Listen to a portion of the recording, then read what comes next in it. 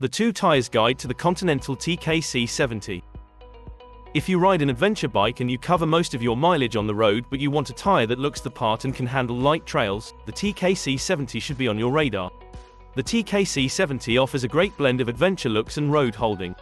It's as good as most sports touring tyres in terms of warm-up times, wet weather performance and feel. It also looks the part, helping keep your adventure bike looking purposeful. It won't help you win an enduro, but it will handle light dry trails.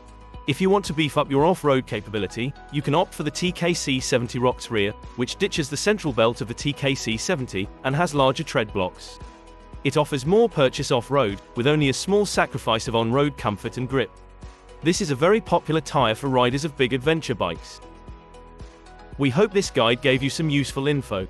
There's more information and owner reviews of this tyre on our website, just click the link in the description. See you next time and ride safe.